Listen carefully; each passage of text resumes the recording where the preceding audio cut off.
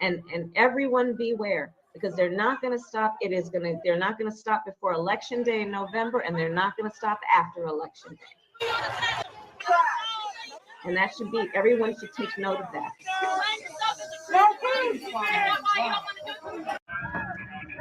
And they're not, this is a movement, I'm telling you, they're not going to stop.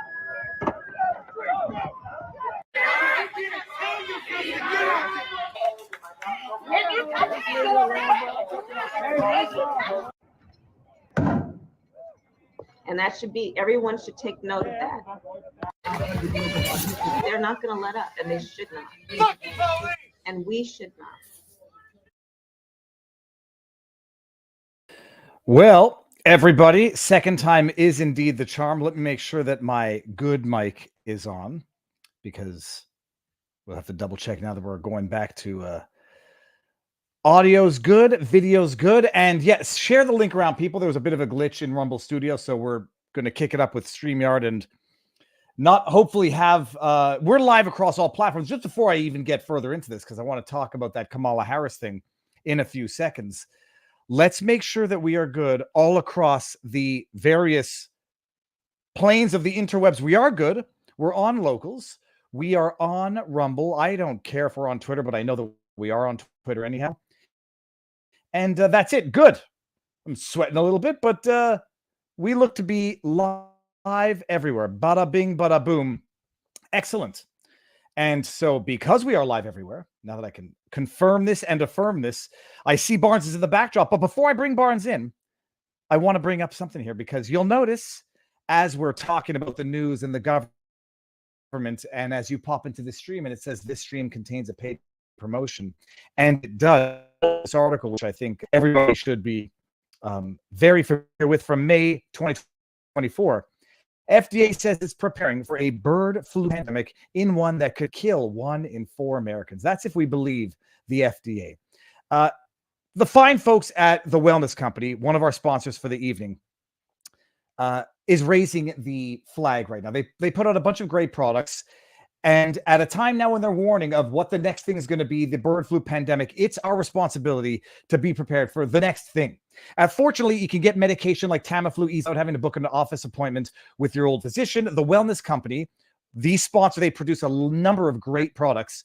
They've developed the Contagion Emergency Kit, a prescription-only stockpile of life-saving medications, including Tamiflu, ivermectin, hydroxychloroquine, Z-Pak, medications that every American should have in the medicine cabinet. Do you have what you need the next time around? Because there will be a next time around. And most doctors might not be prescribing what they were not allowed to prescribe the last time around. We can now say the words ivermectin and hydroxychloroquine. Suck on it, YouTube. But if you don't have these things, you want to have them in your emergency medical cabinet. Easily order online the one-of-a-kind prescription Contagion Emergency Kit from the Wellness Company. Each kit provides you with a carefully selected assortment of effective medications for bird flu, COVID-19, other respiratory illnesses. The medications include ivermectin, hydroxychloroquine, Z-Pak, Tamiflu, budesonide, along with a nebulizer. Rest easy knowing that you have the emergency meds on hand, along with a guidebook for safe use, backed by research from experts like Dr. Peter McCullough. Every American should have at least one of these kits in their home. Avoid the chaos, the wait, and the price gouging that comes with every crisis, because nobody lets a good crisis go to waste. Avoid the hospitals. Order this for the cost of a single doctor's visit. At the end of the day, having these life-saving medications on hand will make sure that you don't have to worry about whatever is going to happen next. Go to twc.health/Viva. Grab your emergency contagion kit right now. twc.health/Viva. That'll save you $30 on checkout plus free shipping. Kits are only available in the USA. So, Canadians, what can I tell you? You get what you vote for, and unfortunately, sometimes so does everyone else. Barnes is in the backdrop. I want to bring him right now because we have a bit of a slow start to tonight's stream. Everybody, I'm going to go blast the links around. If you are so inclined, go to Twitter and share the link of the new stream, because the old link obviously will not work for obvious reasons. I'm going to bring in Biggity Barnes as we we'll have our last crappy internet stream before I make the way down from the iron gulag of the Maple Rainbow to the free state of Florida. And I'm contemplating, Robin, you tell me if you think it's worth the 2 or 3 hour detour. Do I drive through Butler, Pennsylvania on the way down and try to get into the buildings, or is that going to be totally off limits to journalists? It's probably going to be totally off limits. I am in discussions with someone who was actually one of the victims that day. We may be able to have the bandwidth to represent them going forward. But yeah, my guess is that they'll have it locked down. So maybe I'm not, because it adds. It's weird. It's in Pennsylvania, but it makes us go like a good hour and a half west and then back down. So you have to go from the 87 to whatever that one is, the 91. So if I can't get a guarantee that I'll be able to get in, I'm not sure I'm driving now with a kid and 2 dogs, so might not want to add 3 hours to a 24-hour drive. Robert, sir, how goes the battle? Good. We got good interesting load tonight. The First Amendment case that's going to go up to the Supreme Court. Second Amendment case, big Second Amendment win against the ATF, another one. The trans rights, they may be winning at the Olympics, but they're not winning in court, and at least the Biden's version of it. The jury bias, when that becomes of relevance to a potential verdict. Judicial recusal. There's a case up before the Supreme Court, and we had Judge Engeron deciding whether he would disqualify himself. No shock what his answer would be. Defamation law. Big win by Gina Carano. Her win really is of greater consequence than just her case, because it explains what Hollywood thought was their defense. It's all of the political discrimination they've engaged in over the last decade or so. The terror watch list goes up to court. Prisoner and probationer rights in court. Initiative rights. The ballot access, which was the top voted topic, was up before the California Supreme Court. And the Democratic Party continues to try to find creative ways to keep Robert Kennedy off the ballot with more lawsuits. When you get a boneless wing that has a big bone in it, and yet the courts say you can't sue. Amos Miller case, and a few other fun little tidbits here and there. Robert, I mean, but it's not on the list, but it's something that we obviously have to discuss, although we've discussed it previously. Trump filed an FEC complaint. First of all, okay, we got to get into all of this. Trump filed an FEC complaint, basically arguing that Kamala Harris's switching of the name to, President, what was it? Biden for president to Harris for president, and trying to money grab the $91 million in donations. He said it's the biggest heist. It's the biggest excessive campaign contribution in the history of America. So he's filed the FEC complaint. The articles are saying, that this could freeze up the $93 million. I don't know if it does. The process, explain what would happen. Will they have access to that money? Is it going to be a question of fighting over it after the fact? And tell me if you think that there's any potential merit to the argument that Kamala Harris takes to Twitter on Friday and says, I'm just now filling out my forms for the candidacy for the president. How on earth she thinks she can then steal that $91 million? How does it work? What do you think the grounds are, the likelihood of success? Is that money frozen until there's an adjudication of it? And is Kamala really raising all the money that she claims to be raising? Yeah, I mean, my view is that the money raised for Biden was raised for Biden. It was raised in the name of the Biden for presidency campaign.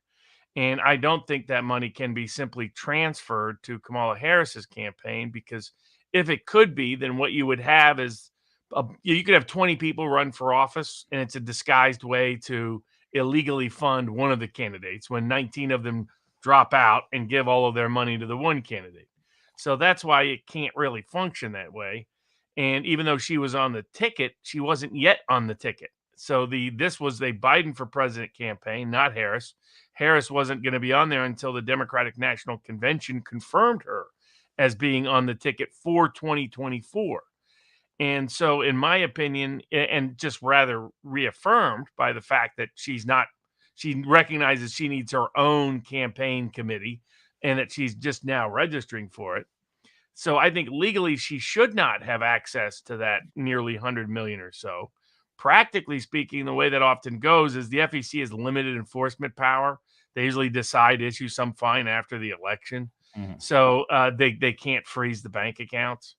I guess some people affiliated with in Trump world may bring suit over this, as well as whether or not she's entitled to simply replace Biden on the ballot. But my guess is that the courts will not intervene. She'll get to use that money. Might get fined for it later, but she won't care. There's the separate issue, two separate issues, as James O'Keefe has continued to expose. By the way, someone else that Whitney Webb and all of her so-called genius thinks is part of the deep state is James O'Keefe. That gives you an idea how dumb she is. Her fan group want me to debate her. I'm like, not a single word of your responses would inspire me to want to debate her. I mean, you're not supposed to pick on retards, so I'm going to try to avoid that. But her whole constituency is made up of these like overgrown 6-year-olds. I'm trying not to. Look at their responses on Twitter and social media. I mean, you were nice enough to give her a platform. The quality of her audience is really poor. I mean, if you're going to respond, at least respond intelligently. But James O'Keefe has done a great job. He's done this before, documenting and detailing how the Democratic Party is laundering campaign donations through people who don't know that they're making donations to the Democratic Party. And he documented it again with Kamala Harris. He's been finding real people who supposedly gave her thousands of dollars. And they're like, I've never given her any money. And they're usually like blue collar people who don't have that kind of wherewithal to resource in the first place. So it appears that what they're doing is they're using their new app technology of ActBlue to launder donations from people who don't realize they're making donations, often are not actually out of their bank accounts making those donations. They're laundering somebody else's donations into the Harris campaign. And Harris has a notorious history of this. Peter Schweitzer has started to talk about her long history of illegal activities in California. There was a case I was a part of where her attorney general's office intervened to prevent a case going forward that involved $1 billion fraud by the Lennar Corporation against the California Pension Fund. That's against the people of the state of California. $1 billion. And her attorney general's office intervened to shut it down because she has a close political relationship with the Lennar Corporation, as does Pelosi and Newsom and some other people in the state of California. And that's just the tip of the iceberg when it comes to the political scandals she's involved in. So we'll see if anything is done about it. I mean, I can't imagine the Biden Justice Department's going to do anything about it. Maybe one of these state attorney generals will do something about this because this appears to be some form of fraud, not just a federal violation, but a state violation. So maybe they'll do something about it. I know the attorney general from Missouri is talking about getting involved in big tech, once again, trying to manipulate the election by suppressing results. If you search Google, you won't find border czar Kamala Harris. You will if you search any other search engine.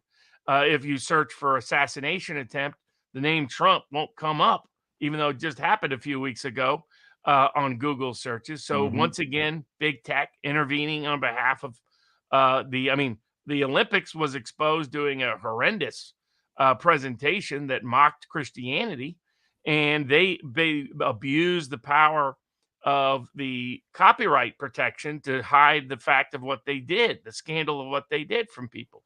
Now, credit to Rumble. Rumble refused to recognize those bogus copyright strikes. But yeah, we're going to see a lot of illegality. It's what Kamala Harris has been known for her whole life, her whole career.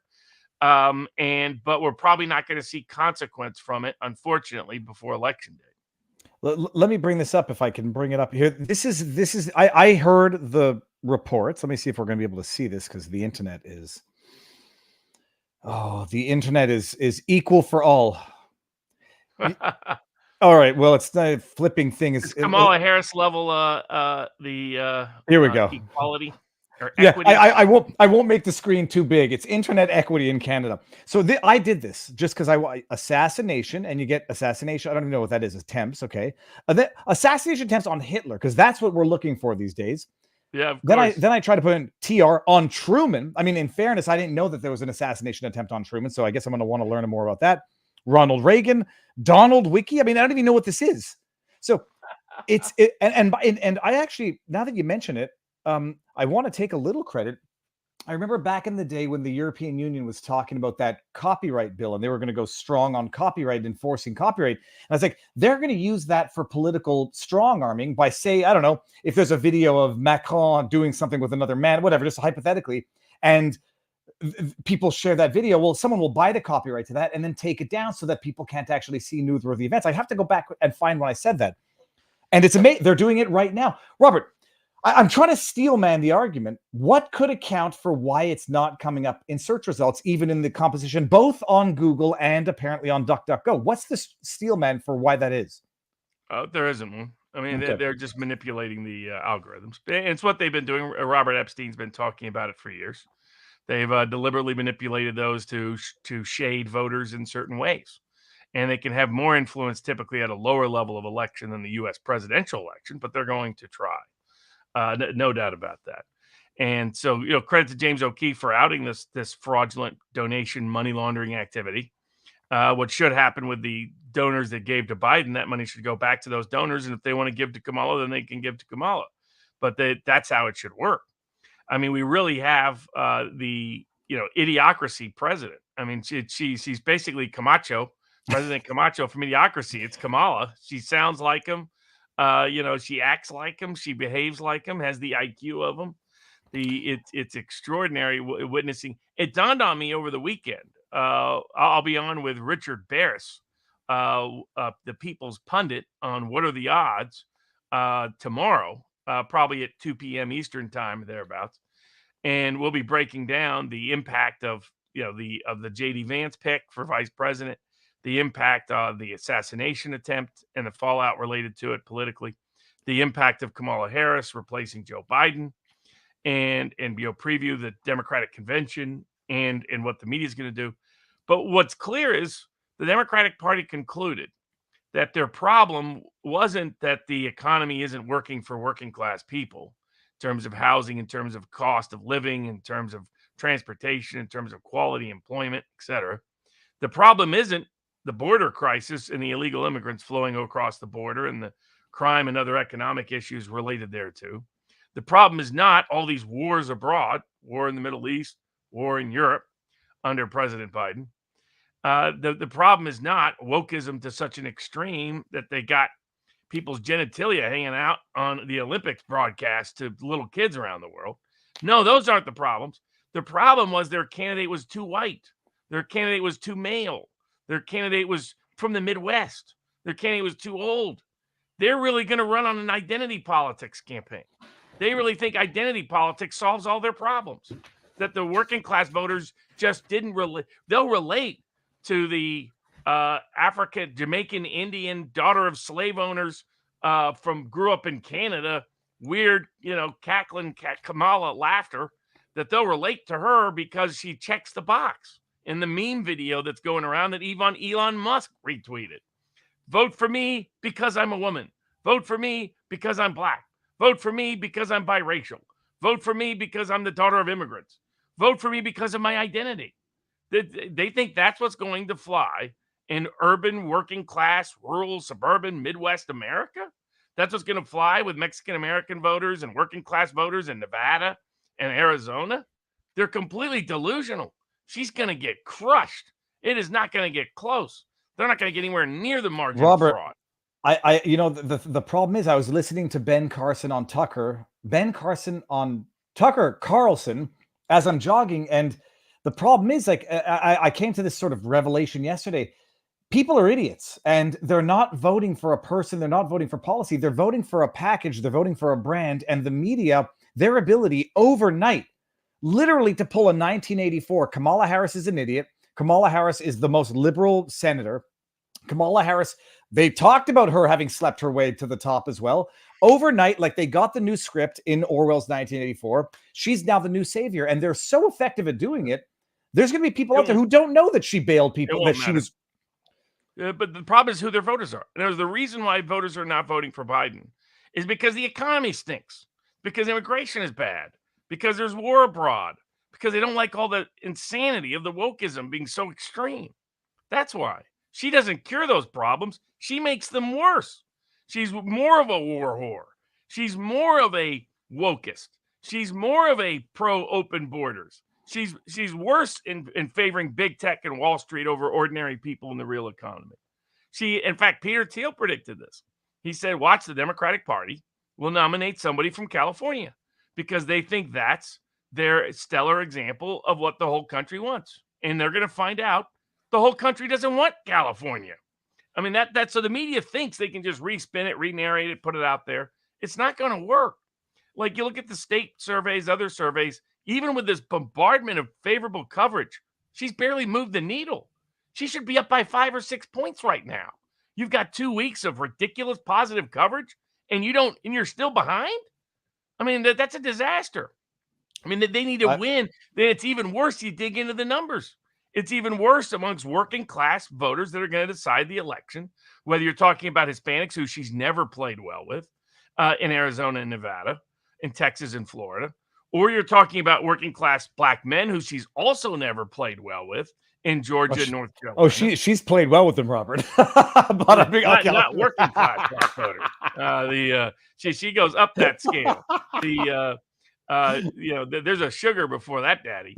So and then she really plays badly in the working class North. I mean, it told me that Obama didn't even realize. Now, he didn't want her. He wanted somebody else. And she weaseled, and Willie Brown outmaneuvered Barack Obama. Not the first time, by the way. That guy is exceptional when it comes to political skill.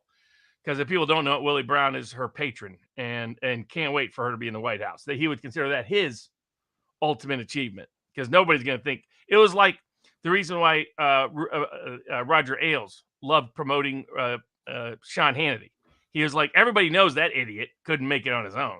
They know that Hannity is there because Roger Ailes, made him. That's what makes Kamala perfect for Willie Brown. Everybody's going to know she would have never made it there on her own. So but Willie Brown outmaneuvered Barack Hussein Obama, who wanted somebody else, because he's obsessed with He hates it that Trump keeps replacing him. It makes him look bad in his view that Trump is his natural successor. But they're going to legally fund the campaign. They're going to media manipulate like mad. The propaganda is going to be off the charts in the month of August. They'll do some bogus polls. They're already doing it. Yeah, they're putting up polls where all of a sudden the electorate is now +8 Democratic, which is they're back to doing some of their worst polling from 2016 and 2020. Problem is, it's not going to change the minds of working class people in Middle America, and then that's why I hope they buy their own BS, because then we won't face another assassination attempt. We won't face another bad crisis between now and election day. I hope they believe their own nonsense that she's going to win on election day when those voters go in the voting booth, because then she'll get crushed as she deserves to. Let me play. I'm not going to play the whole thing, just a few seconds of this. I, Kamala Harris, am your Democrat candidate for president because Joe Biden finally exposed his senility at the debate. Thanks, Joe. I was selected because I am the ultimate diversity hire. I'm both a woman and a person of color. So if you criticize anything I say, you're both sexist and racist. I mean, it's so amazing how perfect the inflection is. Elon Musk tweets this, and there were some people, Robert, suggesting that Elon was breaking the law by putting up deceptive messaging. And I I had to double check and just say, okay, no, political parody is still legal, even if you don't get the joke. But then I remembered Ricky Vaughn, Douglas Mackey. I'm like, oh yeah, but if someone thinks that Elon is trying to faithfully depict her policy, they'll go after Elon. Do you think he has created any exposure, however absurd it would have to be, by sharing that? No, the bigger exposure is what Seymour Hersh is reporting, which is that Barack Obama told Joe Biden that if he didn't step down, Kamala Harris had the votes to invoke the 25th Amendment to forcibly try to remove him from the presidency. Now, by the way, I still think that was a bluff. I don't believe the Democratic Party would have embarrassed themselves so bad as to try to invoke the 25th Amendment, and Biden had defenses against that 25th Amendment. But as Brett Weinstein and others have pointed out, this raises serious questions about whether Kamala Harris basically staged an illegal coup to steal the nomination in an undemocratic party. Well, it should be called the undemocratic party in an undemocratic manner. Or as they say, idiocracy when they're describing the UN, and different things like that. I mean, we're witnessing in live time, but it does raise certain questions. I mean, if the Republicans had some courage, which they usually don't, they would seek a potential impeachment of Kamala Harris, both for her open borders complicity and for whether or not she staged an illegal coup.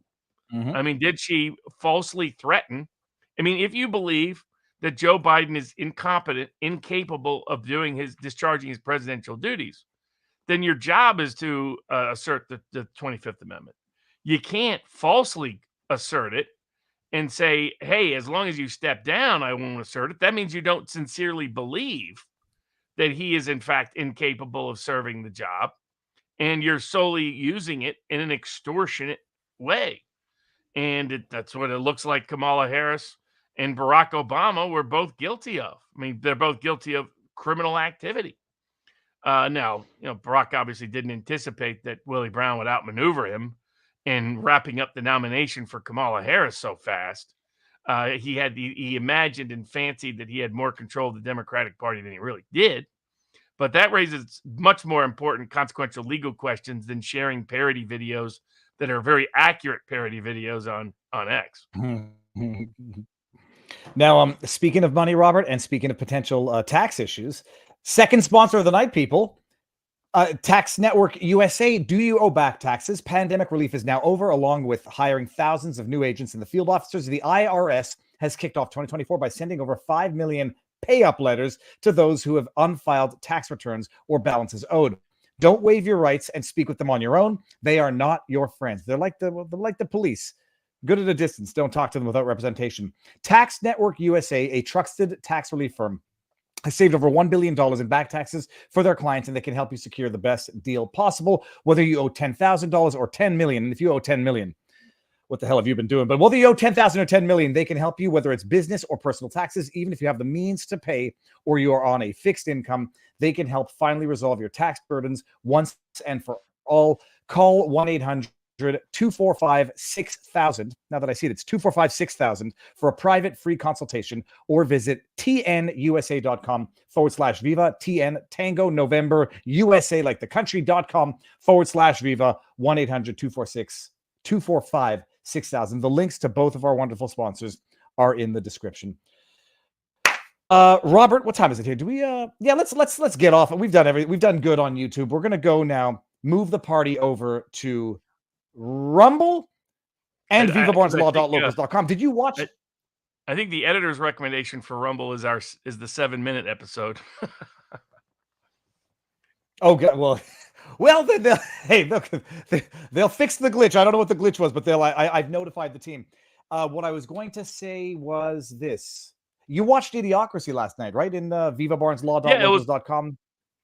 Yeah, it was our Saturday movie night. Was Idiocracy? It was the choice of the board at vivabarneslaw.locals.com. It was really. I mean, I was like watching the current Democratic Party in power. I mean, the similar kind of logic, similar kind of social and moral intelligence at the top.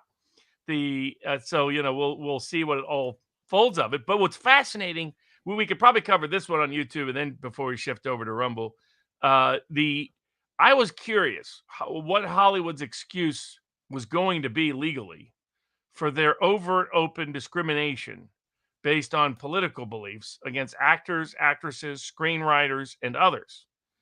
And what I didn't realize is that they thought they were like big tech in the northern part of California, that they could say they had a First Amendment right in the name of their expressive advocacy through their films to require all of their employees to adopt their politics. They actually asserted in Gina Carano's case that defense.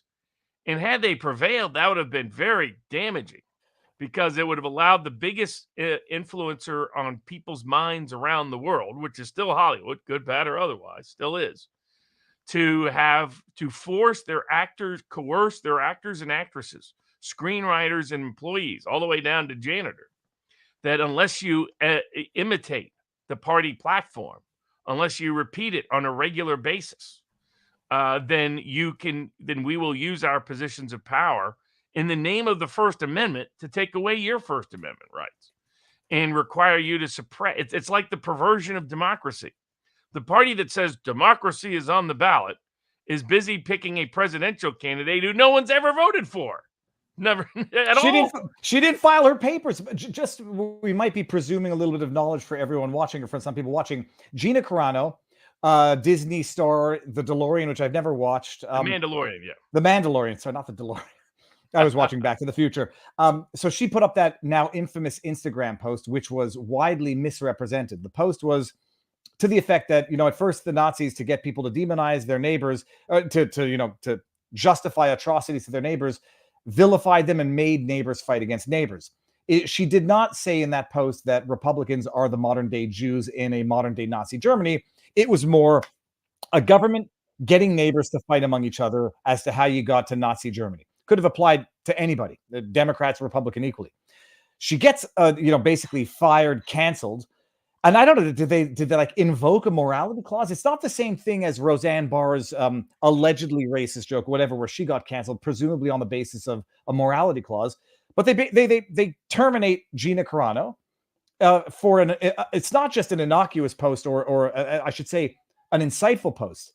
I think Susan Sarandon had some overt comparisons to Nazis and whatever, but they fired her and she sued. Now, this isn't a victory in the sense that she has achieved anything other than she will get her day in court. They made a motion to dismiss, and they said, we're all exercising our First Amendment rights here. We get to fire people who we don't agree with, even if they don't violate allegedly any contractual obligation. So she'll get her day in court, and they fail. That's the backdrop. So Roberts, so they argue we get to exercise our First Amendment rights by firing employees or terminating with employees with whom we disagree politically, basically. Yeah, I mean, it goes even further than that. I mean, what happened was this was, the 2019-2020. Gina Carano's already been a successful actress, but becomes one of the most popular actresses on the show Mandalorian, which was the only show that was doing any good by Disney's recreation of Star Wars, which they've mostly butchered and destroyed in the name of woke ideology. So, but this was when you had to pronounce your pronouns. And they were various people were demanding at Disney that she join the pronoun police, that she needed to say she was she, her, hers. And that if she didn't, that was deeply disturbing to them. They were even mandating that she go to the equivalent of re-education camps to explain to her why she needed to be saying she, her, and hers, why she needed to be celebrating the BLM riots taking place across the country. Because she didn't do that, but she did go along with other things. I mean, she was willing to sit down and talk to people and discuss it and so on and so forth. And then finally she's like, okay, I'll do a droid pronoun thing. That enraged them even further. And so they were looking for a pretext to fire her, terminate her, especially because they got in trouble with their wokeism was killing the brand, and their involvement with China was highly controversial.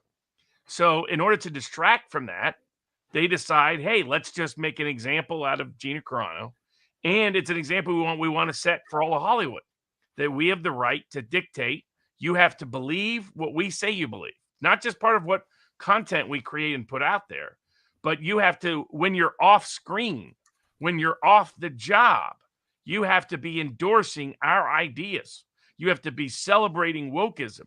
And we will use the power of employment, the power of access to your profession and occupation as the condition to string you along in that direction.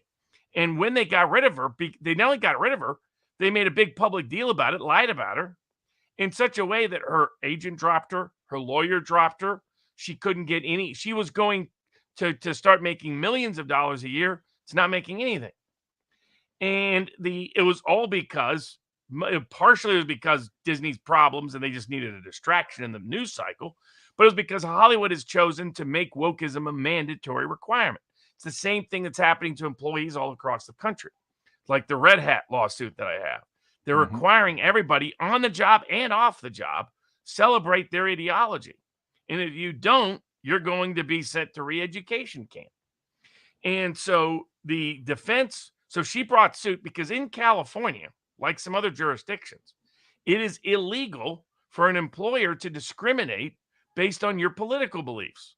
They cannot use the power of employment to coerce you to doing certain things. This goes back to the old school liberal, classical liberal version of California. Is that under the Unruh Act, Robert? Yes. And there's multiple, it applies in multiple contexts. And they also harassed her, and you could argue there was gender discrimination because they treated her very differently than Pascal, the lead actor also in Mandalorian, who said much more crazier things politically. I mean, the guy's kind of wacky. But their excuse was that they had a First Amendment right, that because they're in the Hollywood business, because they make TV shows, because they make films, they can require anybody that works with them or for them to toe the ideological line, or they can weaponize all of their economic power to crush them, and that no other laws that prohibit discrimination can possibly apply to them. They were saying they had a First Amendment right to be totalitarians, First Amendment right to be 1984 advocates. And that, I mean, I've always been curious how they thought they'd get away with this legally, but it was still a bit shocking that they think they have the equal power to what big tech has, where they can play editor when they want to and then play non-editor when they want to and be immune either way. That's Section 230. Hollywood doesn't have a Section 230. So they pretended the First Amendment embodied that. And the reason why Gina Carano had competent, capable counsel, given that they tried to deny her any monetary access in anywhere in Hollywood for the blacklisting, the real blacklisting. I mean, people think that the communists were blacklisted. Nothing like the way people like Gina Carano have been blacklisted. Go back and look. A lot of those commie writers could fake a name and get a job. And a lot of other commies got jobs without a problem. Gina Carano, they completely blacklisted because she wouldn't toe the line. And they wanted to make an example. Here's a popular actress on a TV show that made that show successful and will cancel TV shows rather than allow someone to not toe the line. Because these are about ideological indoctrinators. They're not about making people money. They lie to their shareholders on a regular basis. They should be sued into oblivion for their consumer and fraud on the markets over the last decade. But what they're really into, what they're really about, is ideological indoctrination. You can't watch that Olympics presentation and come to any other conclusion. That isn't about entertainment. That isn't about art. That's about indoctrination. Well, but even if it were about art, I'm not watching the Olympics for that type of art. Maybe like spiritual art or unifying art. I'm not watching it for. I can't even think of a controversial artist type of art. Mapplethorpe. Is he the guy that stuck the American flag up his butt?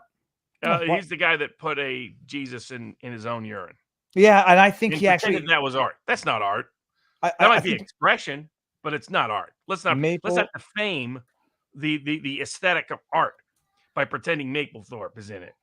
Now, he might be in it from a constitutional protection category, but not from an aesthetic value category. But the federal court came in and went through this whole history and said, what you're claiming is that you have a First Amendment right to ignore the employment discrimination laws of California. What you're claiming is that your First Amendment rights trump the First Amendment rights of all your employees, of everybody who works for you. Because this wasn't about, and they were using lawsuits where the film itself required the discriminatory judgment. In other words, the film itself or the show itself required to be a woman or a man or a black person or a white person or Mexican person or whatever, or have a certain ideological inclination, etc. Like, that isn't what this is about. You're demanding everybody, you're claiming something extraordinary, that you have the First Amendment power to use your economic power to indoctrinate the world and use your economic power over your employees to force them to be advocates of this ideology. And that's precisely what California law has never allowed and has always prohibited. And the First Amendment has never protected. First Amendment has never gone that far. The First Amendment allows your expressive advocacy. It does not allow your employment discrimination. and prejudice. And so it was a massive win for Gina Carano. The court completely denied every aspect of Disney's motion to dismiss, which means they're marching forward to discovery, which I'm sure is going to be very, very interesting. And more importantly, it means the entire legal predicate that Hollywood had been assuming gave them the green light to behave like big tech towards its own screenwriters and actors and actresses and coerce them into ideological indoctrination. That legal template is gone. And everybody who's been discriminated against for political reasons, and there have been many, many, many in Hollywood. Remember, all these companies are based in California, in one way, shape, or form.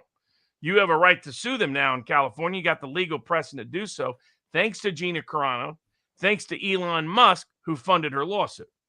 So it's a big, big win for free speech, freedom of thought, freedom of ideas in America, and a big win against the idolaters and the indoctrinators at Disney World. Robert, I saw something in the chat here. I'm going to get to this in a second. Your locals' timer is wrong. This is from the old stream. Hey, you know what I hate? The sound of mouth noises. Here, let me show you. I really hate it. You're still using dial-up in Canada, David? Yeah, it's very bad. The Engaged Few says, the fact that the judge wasn't fleeing from the stage amid a hail of D batteries says a lot about the audience's understanding of the rule of law, separation of powers. Viva, get Dr. Robert Epstein. I'm in talks with him. Not like there's no reluctance.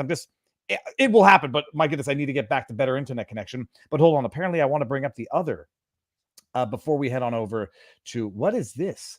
The quartering $300. Jeremy, thank you very much. What is this about? Because my push to 250,000 followers on Rumble is so important, I'm going hard. Love you two boys. Let them know to follow me. Live every day at 1 Eastern. Was great meeting in, that is Milwaukee, I imagine, the international code. I got to pass.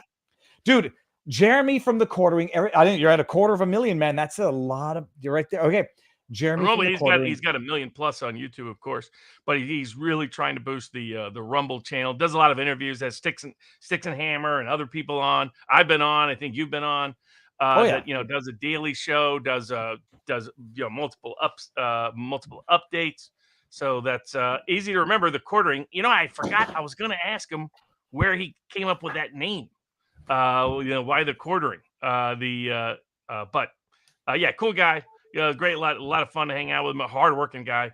He's amazing. Town. Very tall as well. I almost panicked because I just got the low battery, which meant that my plug had unplugged. Go follow the quartering. Trude says, listen, they will steal it. It's up to us how we react this time. Make it unstealable. Tommy Robinson, did you hear this, Robert? Was arrested under the Terrorism Act of 2000, whatever, in the UK. 50,000 people protest. No violence. Arrested yet again. I mean, people are going to say, like, he thought Canada was bad. And everyone's like, dude, the UK is just as bad. Free Tommy Robinson, arrested under the terrorism laws. We're going to get there in this stream. E. Taylor says, I identify as transparent. My pronouns are who and where. Ray Price, I have a unique on the student loan forgiveness debacle that Trump would support. How do I get in touch with him or his campaign? Dude, Ray Price, tweet it. Tag people. And if it's resonating, it'll get there. Do you think the bogus donations to Act Blue, James O'Keefe Exposed, which went to the Biden campaign, would be refunded to the donors that didn't realize they donated it in the FEC? Dude, I saw this stuff. Like, it's like micro donations in people's names who don't know. And they're like, okay, fine, go reimburse them $20. It's like credit card surcharges. You gotta get people who are to do it. And it's a big headache. Matt G. Hammond, can we call her from here on Kamala? Oh, not bad. Dude, says Mr. Purpose. Viva, your rant today was fire. Everyone should watch it. Restarted my lefty hate jet engine. Dude, I was sweating so hard after that stream because it was in that video was in the car and it was hot. But Biden got 81 million votes. Appreciate the Toji. Would appreciate you posting more often on Truth Social. Barnes, Truth Social would love to have you. Let's support free speech. Matt Reese, Act Blue is laundering money through donors who can't legally donate using real people who don't know what's happening. Absolutely. All right, we're gonna skip these and get to these in a bit. The quartering name comes from his channel origins, mostly playing claw prize games. Ah, interesting. All right, with that said, I'm going to get to some of the vivabarneslaw.locals.com chat tips in the other side of the stream, ending on YouTube. I'll post, I don't know how long it's going to take to upload this to the internet, so I might have to wait for a hotel tomorrow. It'll be on podcast and the other channel tomorrow. So